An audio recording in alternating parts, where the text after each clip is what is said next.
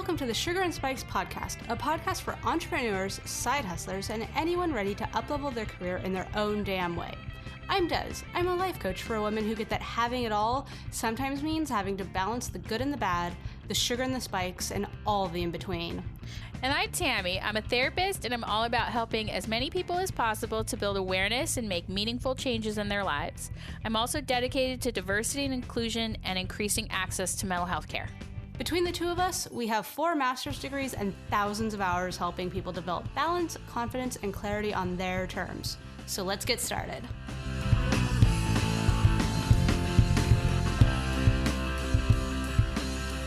Hi everyone, welcome to another episode of the Sugar and Spikes podcast. I'm Dez. And I'm Tammy.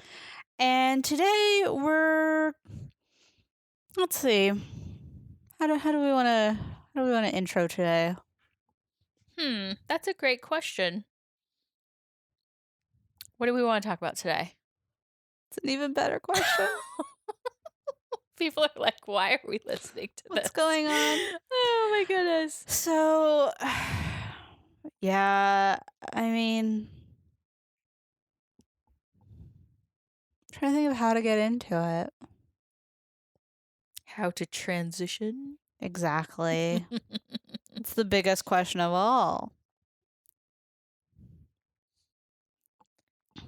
So I think one thing is like everything has been just a little different lately.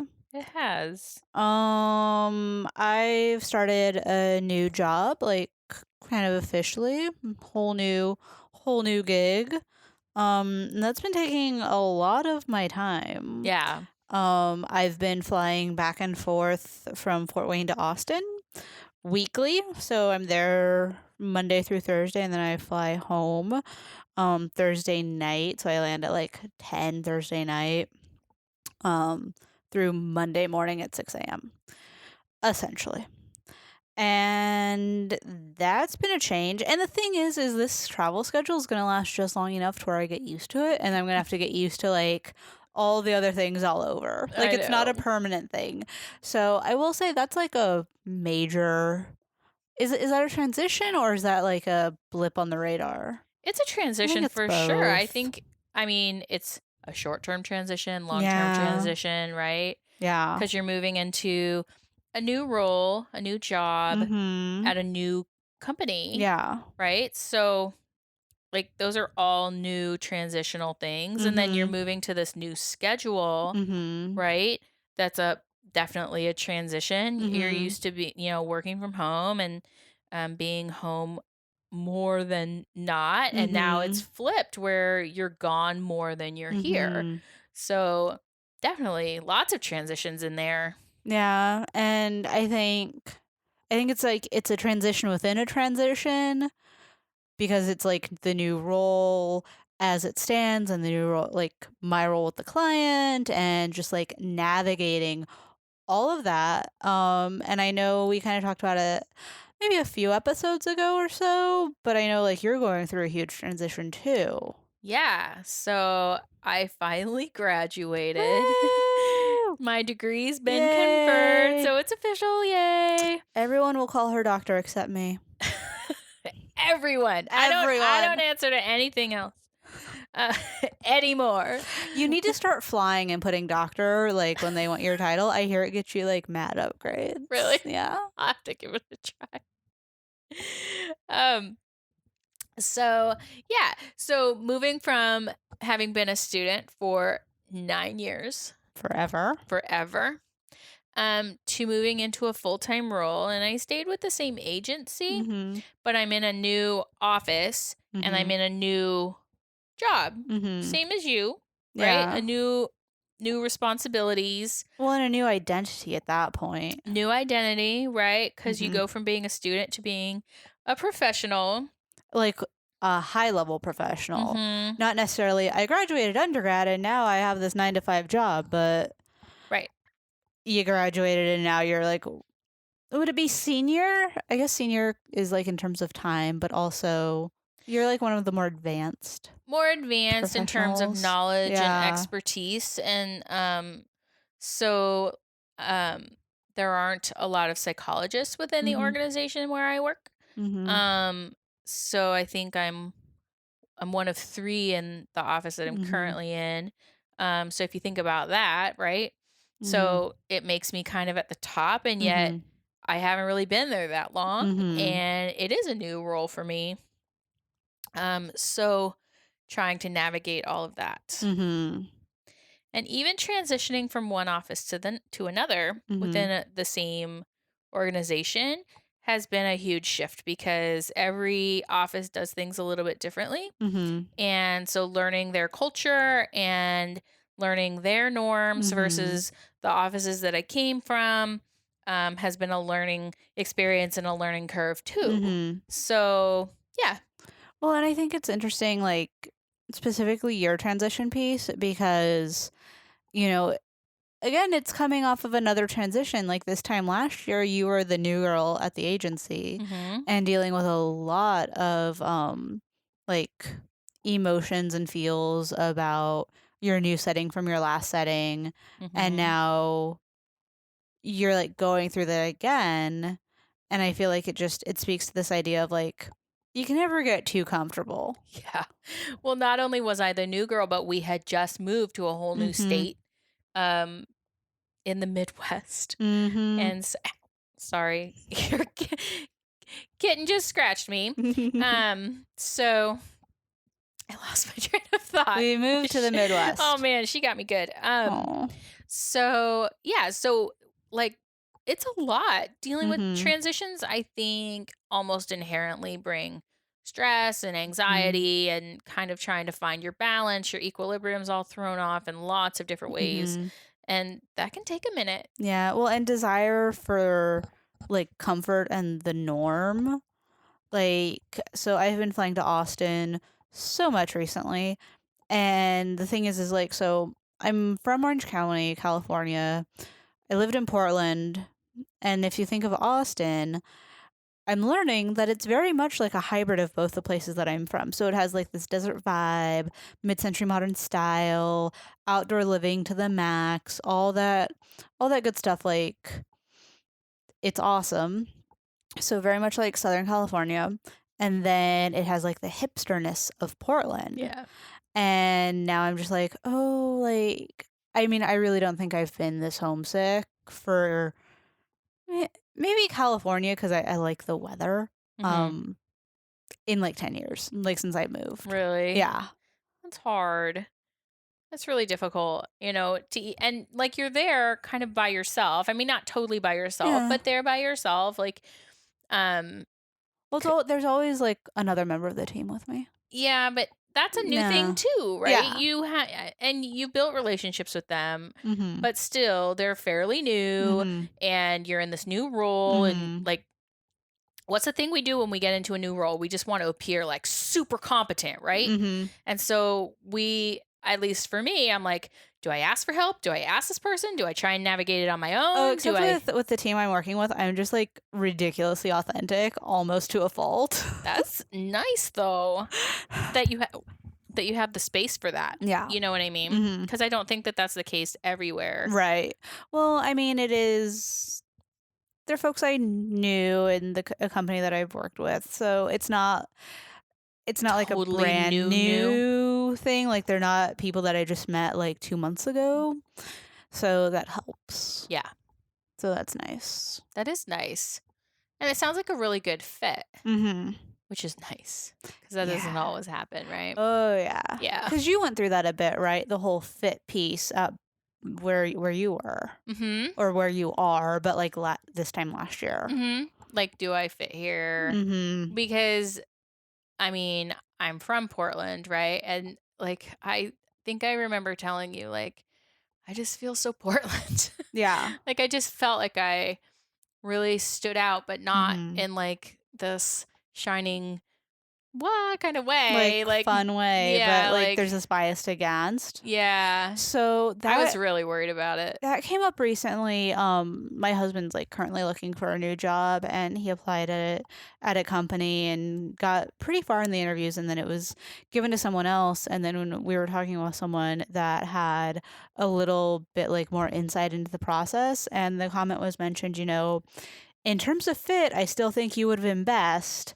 And I was like, okay, so the reason he didn't get it was because of fit. And then I was like, I wonder if it's because of the Portland thing. Like, I looked into the person that got the job, and like they're from Indiana, they like homegrown, all that good stuff. And I'm just like, I feel like there's some Midwest bias going on, which Ah, is completely a thing. yeah. Like, But then I've been also pleasantly surprised and challenged in my biases mm, because I've been completely embraced by my organization, mm-hmm, and they really value me. I mean, they kept me on, and mm-hmm, um they've never made me feel anything other than welcome. So like it's kind of challenged my ideas about like, is this something that I just think, or is this really a thing? So mm-hmm, is it coming from internally or externally? yeah, Right.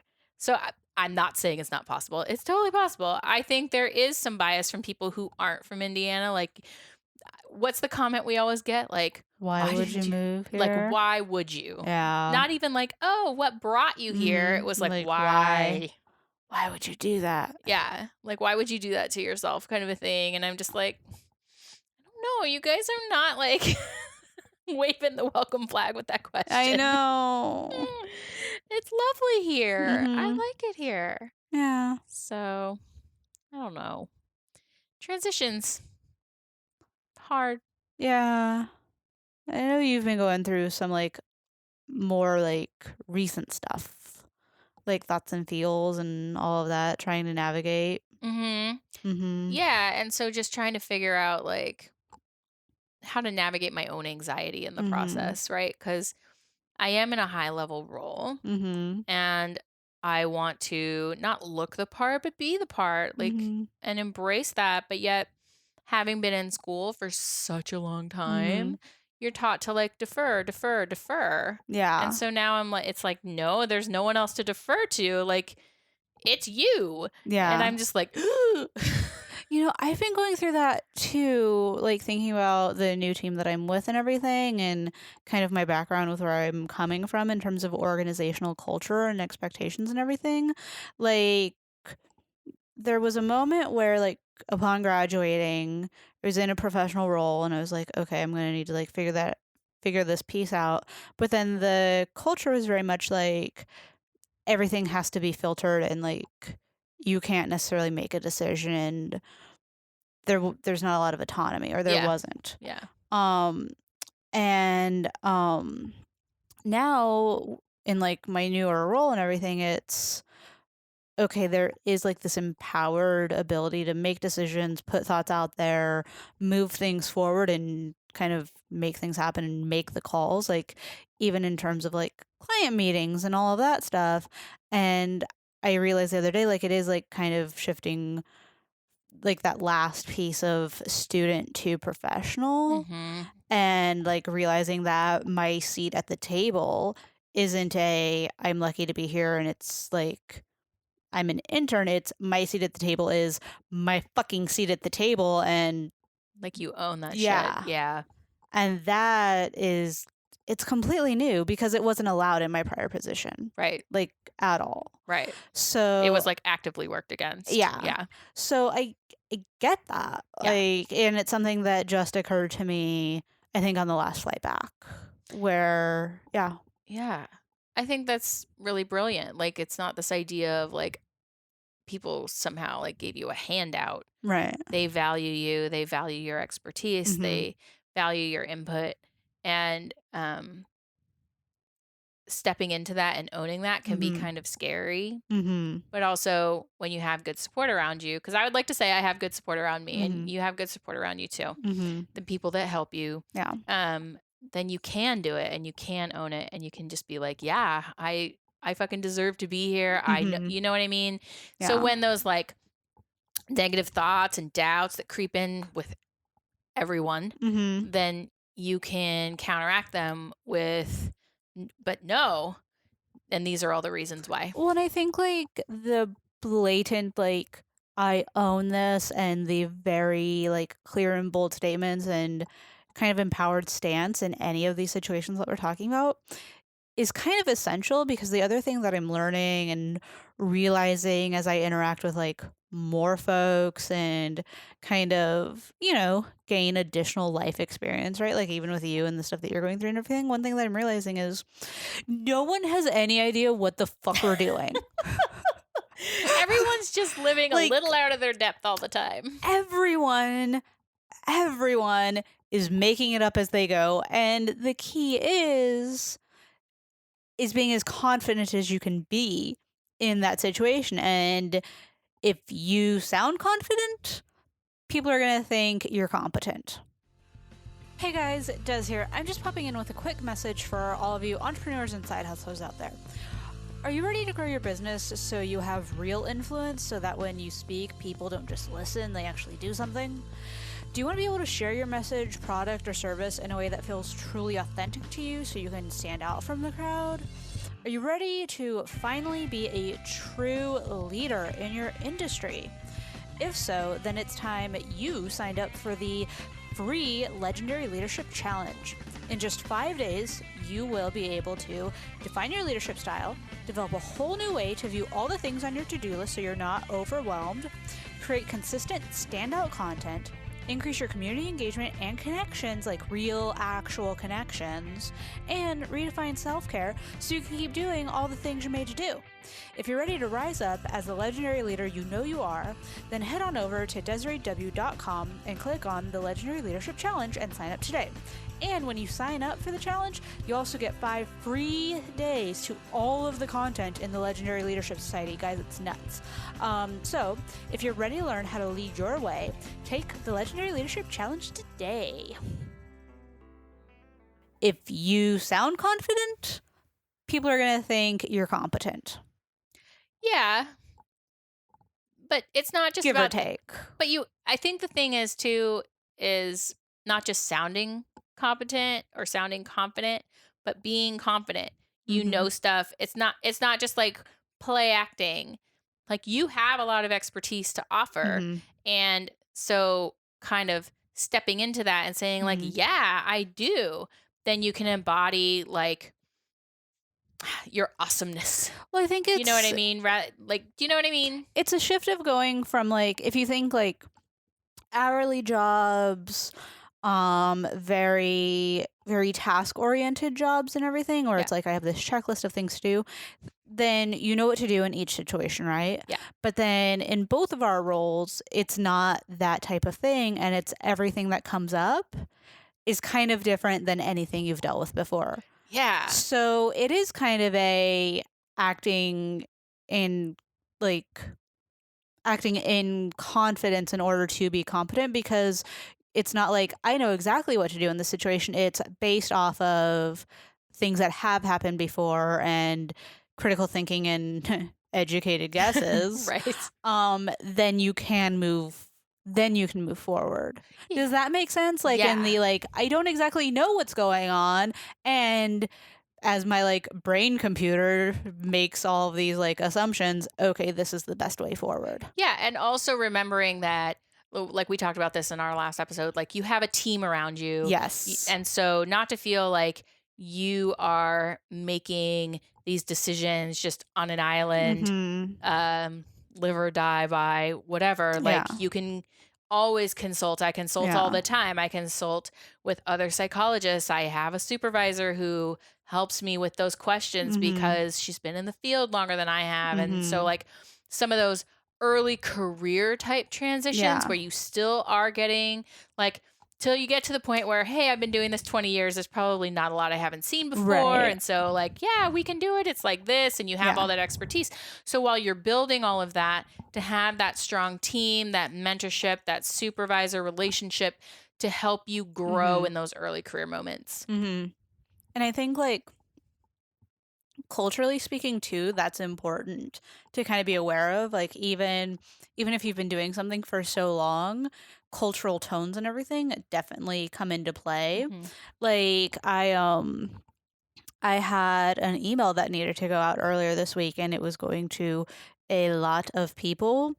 I asked one of my supervisors, I was like, hey, can you look over this, like proof it and everything? And the feedback I got, like, it wasn't like technical stuff, or like it wasn't commas or anything, or at least I didn't see anything like that. But it was, I shifted this around to convey this type of tone.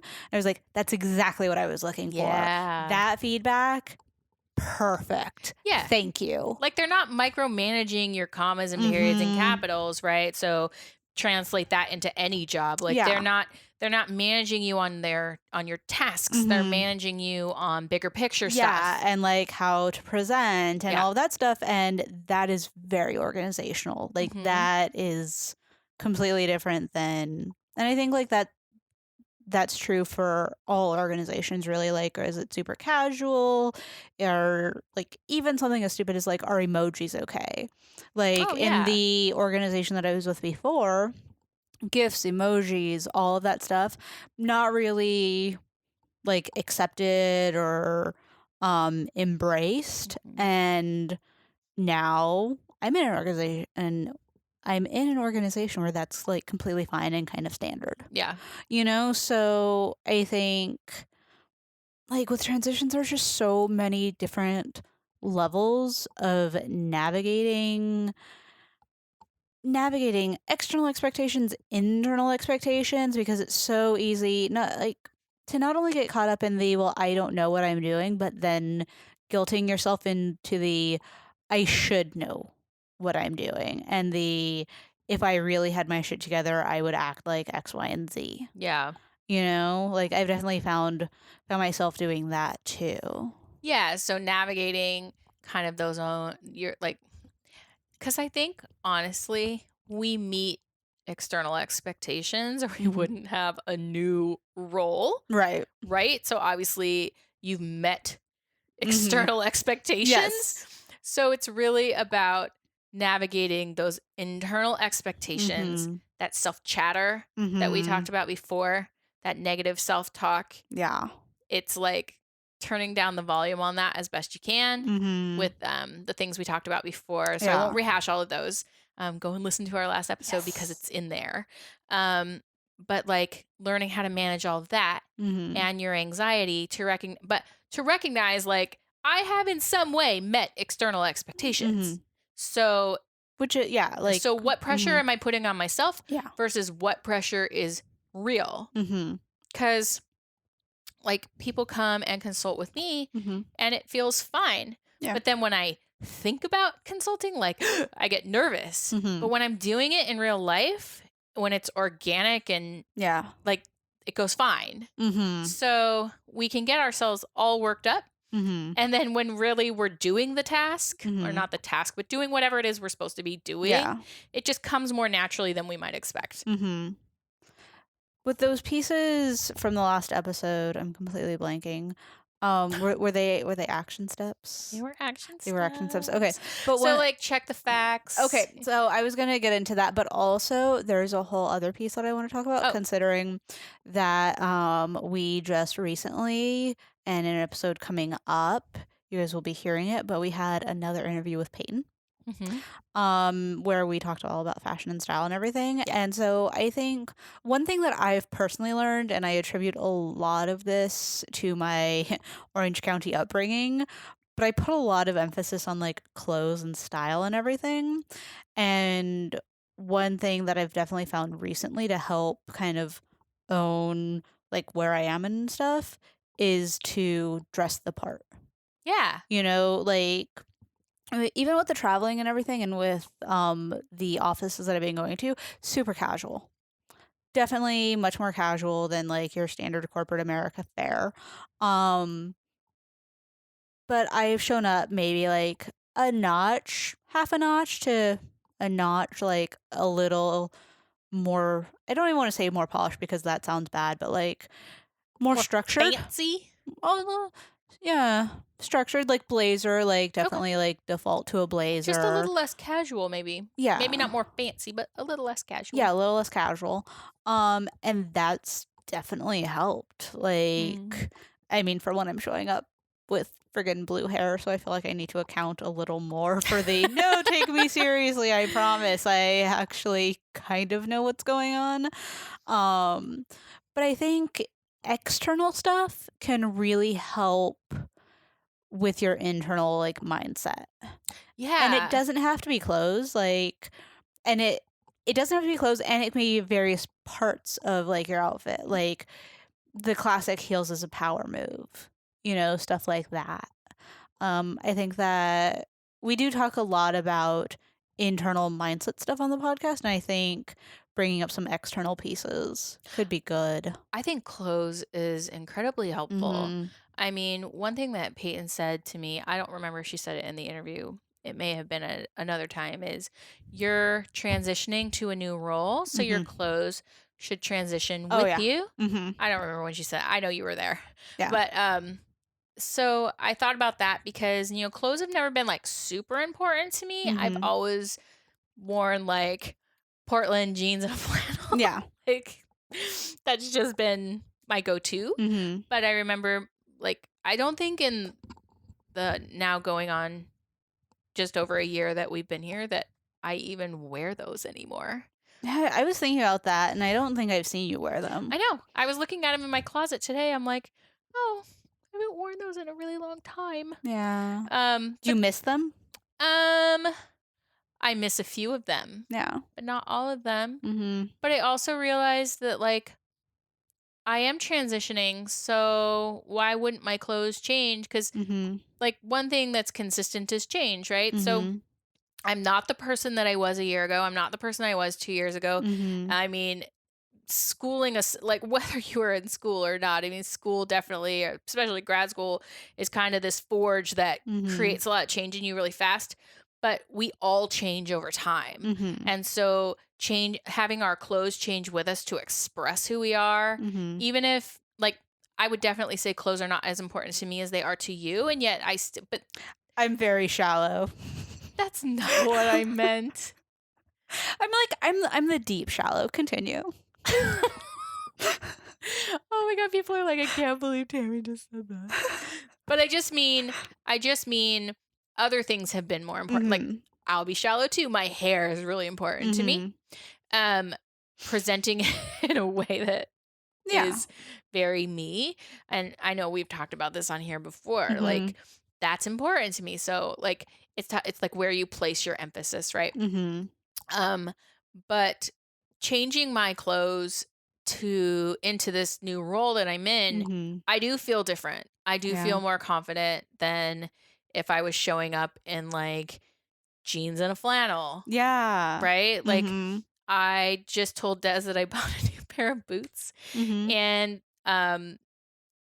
I noticed that when I wear them, because you were talking about heels and I wear Mhm. wedges, that when I wear them, I feel more confident because it forces me to stand with my Yeah. shoulders back. No, And heels are so, yeah, awesome. Yeah. it does make you feel different. It does Mhm. make you present differently. It does Mhm. make people see you differently Yeah. because clothes evoke feelings in us and they evoke Mhm. feelings in people who see us in them. Mhm. So, this is a big long tangent to say that I agree with you. There are external pieces that Mhm. can definitely help, like your style, clothes, hair, makeup Mhm. can all evolve as you evolve to be like how the way you want to present, Yeah. you know? Mhm. Well, clothes, office space, or Mhm. like decor, or even just changing a couple things like at your house before you leave for work, or if you work from home, like switching up your office. But like, I think there are just so many external things that we can do to shift to be like, I'm in a new space in my life. Like, I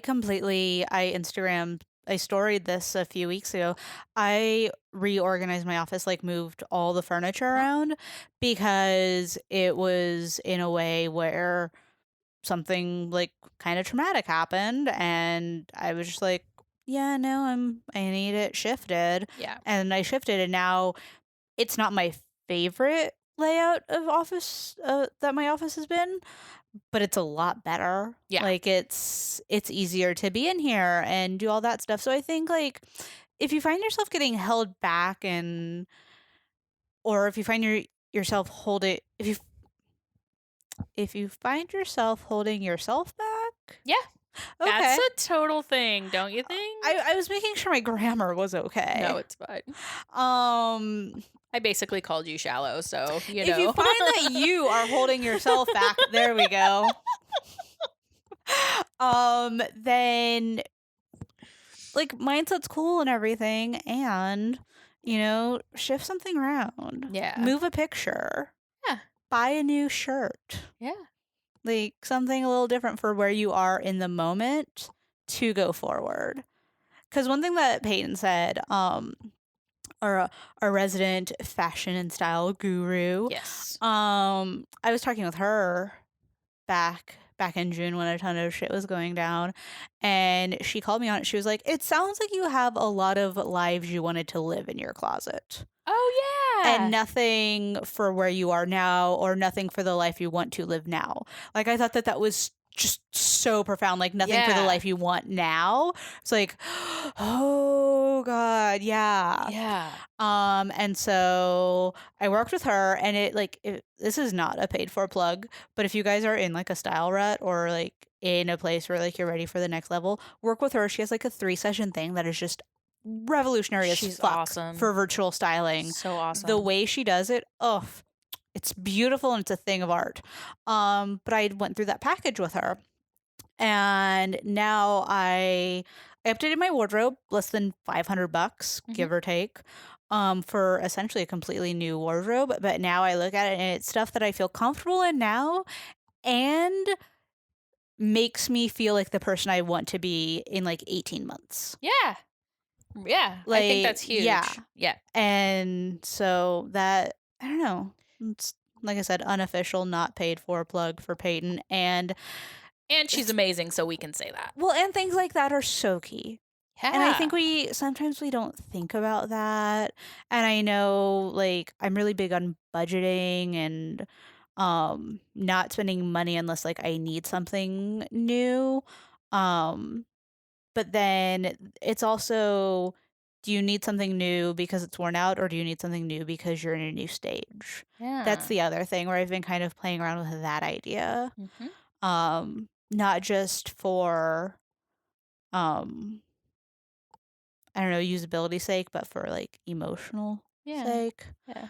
So that's my thought on all So of this. we can justify everyone going shopping. Yeah. I don't know. I agree with you. I think sometimes we get so focused on internal, we Mhm. forget that there's external pieces of us too, Mhm. and they're important. Mhm. You know what I mean? Like, just working on mindset Mhm. doesn't necessarily lead to changing. It can, it definitely Well, can. and if everything else is transitioning, if you get a promotion, if you start a new business, if something new happens in your life, it only makes sense that yes, your mindset's going to change, but also your environment is going to change. Yeah. Because if those things don't change, then you're being held back in some way. I would say I agree with that. I think even small changes can Yeah. make a huge difference. Oh yeah, like I'll even just move like knickknacks around Yeah. half the I was time. just thinking about that. And then it gives it a whole new vibe for a couple weeks. And yeah, like it doesn't have to be big. And like I said, like maybe it's a new shirt or something that you haven't worn in a while, styled a little differently. Mhm. That's one of my favorite tricks. Um, 'Cause, yeah. like, that's what I've been working on, right, is going Mhm. back through some of my stuff and seeing, like, how can I wear this in a new way? Mhm. Like, throwing a cool belt on it or Mhm. something like that, and that way it brings a whole new vibe to it rather than Exactly. just, like, schleppy poor grad student. Oh my god, so I have a velvet like shirt, like a t-shirt that I own, and it's been in my drawer for over a year. Like I bought it at the last Nordstrom sale. Mhm. And I've worn it like a couple times, but I've never quite figured it out, but I didn't want to get rid of it. Um and I wore it as an undershirt with like the first half of like my buttons unbuttoned so you could see it like peeking out. It was revolutionary. That's It awesome. made it made the outfit because it wasn't just an undershirt, and it made it fancier, so I was able to be a little more comfier, right? Like Mhm. having like fewer buttons actually buttoned and feeling like letting it be a bit flow. Anyways, all this is to say, restyle something.